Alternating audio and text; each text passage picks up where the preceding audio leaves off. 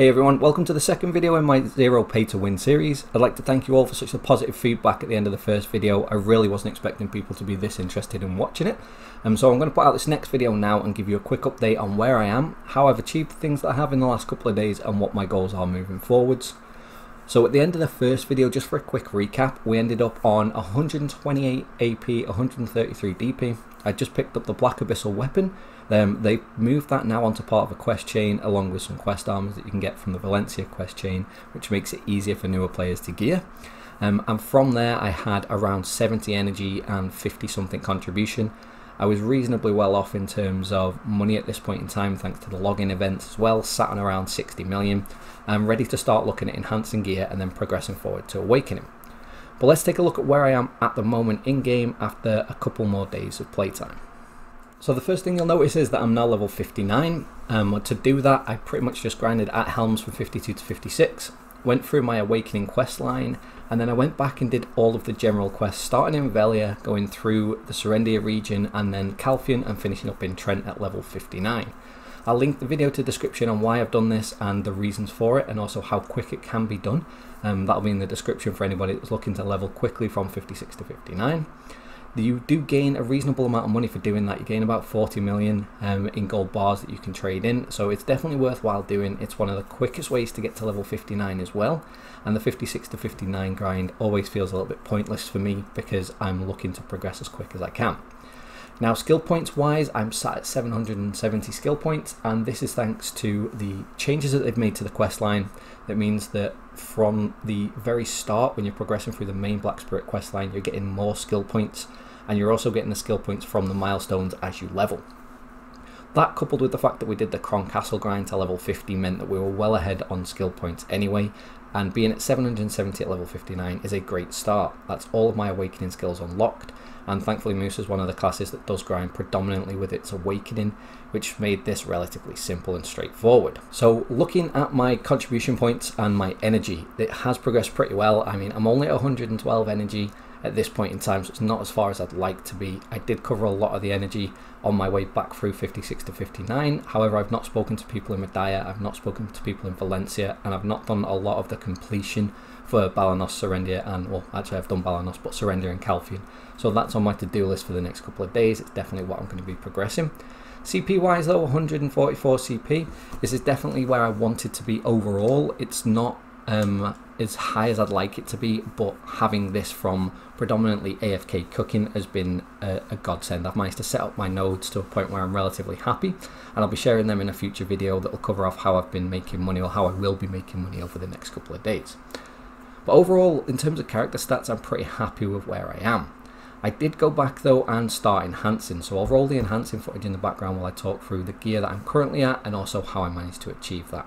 It's not great, but it is definitely a step in the right direction. I'm being throttled heavily by the amount of materials that I've got, so new players are really going to be heavily throttled by this, and the fact that there's not a lot on the marketplace at the moment following the defensive boss gear that everybody got at Christmas. But anyway, let's take a look at my current gear and the enhancing as we go. So as you'll see, I didn't really bother with fail stacks. The reason being is that I was enhancing so many different pieces of gear that I used the fail stacks as I went. So I was predominantly building fail stacks off my armor pieces and then using that for the Awakening weapon. And I chose to go for the Awakening weapon because overall it's going to give me the biggest AP gain outside of accessories. So pretty much I just slammed stones into the gear. These are stones that I got from the rewards for leveling or from grinding while I was at Helms. I didn't have to buy anything really, except for when I started to run out of sharps and hards towards the end. I did set myself a goal of I wanted full 3-piece ultimate heave, so the helm, the gloves and the boots, and I wanted to get them to pry so that they were better than the quest gear that I had. And then that set me up ready for the duo and the try attempts that I'm going to be doing over the next couple of days. And then I wanted to get the green Awakening weapon made to ultimate as well and get that up to duo. I was hoping to go for try on that and get that sorted out and then eventually tech, but I ran out of material, so I couldn't really go any further with that. Now, once I'd got to a point where I needed higher fail stacks, so once I got to plus 15 on all my items and I was starting to go for pry attempts, I used the fail stacks that I got from the Valencia questline. Now this goes back to why I've created 6 Musas on the account. It's so that I can repeatedly run the Valencia questline to get these free fail stacks. At this point in time where I'm heavily throttled by my silver income, by the materials I have available, So just simply building fail stacks off gear and saving those stacks across characters is not cost efficient. I need the stones too much for progression, so I need to sell any armor and weapon stones that I managed to grind to fund buying hards, sharps or concentrateds, and using them to build fail stacks. Although it's beneficial in the long run, for the short term goal it's just not going to be worthwhile. So I'm running Valencia characters. Now at this point in time, the gear that I have on this moveset isn't good enough to do that quickly and efficiently. However, once I hit the try on the awakening weapon and I get all of the armor to try, it'll be incredibly simple to run that character to level 55, and then from there through the Valencia questline as quickly as possible, pick up a bunch of 20 fail stacks, a bunch of 30s and that 50 for the end of the questline.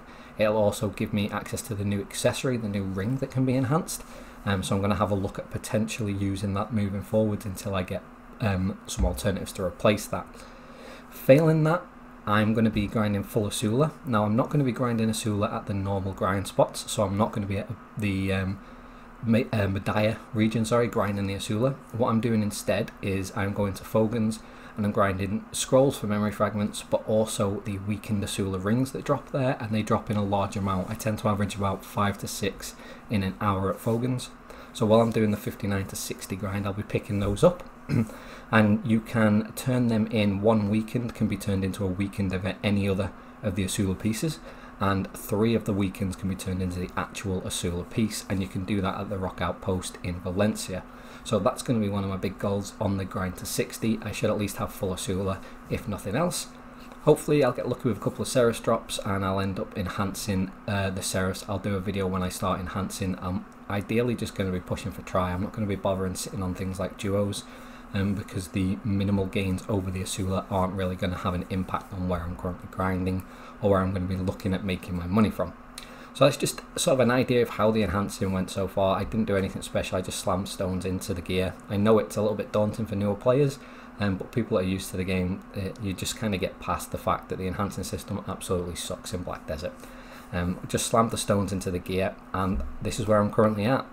Funnily enough, it's not enough gear to efficiently grind in Valencia at the moment, so I am looking to push these items a little bit higher.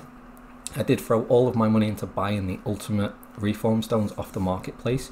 The reason being, again, is the throttling on the materials. I just couldn't spare a sharp or a hard to be able to make them myself. Although if you aren't looking to get through gearing and rushing through the gearing as quickly as I'm trying to, it's definitely an efficient way of doing it. You can do the graduation quests in Calfian and Medaya. Those are going to get you hunter seals that you can then use to turn in for those materials. Okay, so the last thing that we're going to cover in this video, at least on this episode, is where I've been getting things like the premium items, so the costume, for example, that I'm currently wearing, and also things like the Blessings Cavasilvia. We've got some item brand stones here as well that I'll be using on a fishing rod, and some extra maids. So these are part of the Christmas event. This has been going on over the entire Christmas period. Now, thankfully, I managed to create this account with enough days left to finish all of these. So, providing that you start now, you would still have time to finish these events. You'd still have a couple of days. I think it runs until about the 8th, at which point you'd not be able to get these anymore. The other thing as well as this event box that you get while you're leveling, so this has been one of the main sources of my enhancement materials. Everybody gets one of these. What I would say though is when you hit them and you're able to open them, be very cautious of whether you can hit the next milestone. So they go up every 10 levels, and then at 55 you get a level 61 that gives you 30 days. But before the level 61, everything else is 7 days. So if you don't play a lot, keep that in mind that you might get cut off and not manage to get the next bonus box. So that's something to keep in mind. Also, the logging calendar that's going on, the Christmas calendar, gave me a free pet. It's gave me some artisans that I'm saving. It's gave me the hunter's flute, the horse flute as well. And then you've got the rookie calendar and also the current monthly login event calendar that's going on. All of these things are giving me items like inventory slots, artisans memories, Valk's cries. That coupled with sniping things off the marketplace are where I'm going to be able to pick up costumes for cronstones for enhancing later on. Picking up things like additional pets. And as you probably noticed, Doves has been going through my inventory slots. I haven't actually spent the 3,000 pearls I got on my account yet. So that's something that I'm going to kind of weigh up whether or not I use that on pets or whether I use it on something else. But that's something that I wanted to sort of fill everybody in with on how this account is completely free to play, but I'm still managing to pick up some of the premium stuff from the Pearl Shop. Hopefully these kind of login events carry on. but ultimately if they don't, at least I've got off to a really good start with this account. Value pack is going to be the biggest hindrance. Now these are often given away as part of events, as part of apologies, login rewards. What I would say is if you're a free-to-play player, keep them in your bank. They don't expire. However, if you just stack them on top of each other, you'll find that you end up running out of value packs sooner or later. What I tend to do is hold on to these and then hold on to what I'm looking to sell. And if my value packs ran out and I'm looking to sell a large amount of accessories, or I've got time off work and I know that I'm going to be able to grind a lot, then I'll pop a 7-day value pack, for example, and use those. Later on, when they add it to the game, like on PC, you can get a 1-day value pack through the loyalty store, and this is huge for anybody that's looking to play free to play. But ultimately, value pack is going to be the biggest hindrance at the moment. Thankfully though, I do have 2 months worth of value pack, so I'm not that bothered, and I do have a bunch of them saved up in my storage. But it's just a quick update of where we are at the moment. I've not really done a lot over the last couple of days. I've spent a lot of time AFK cooking for CP, and then when I have been online, it's predominantly been the level grind and a little bit of gearing. My goals for the next episode are to be able to show you the enhancing up to try on all of my gear.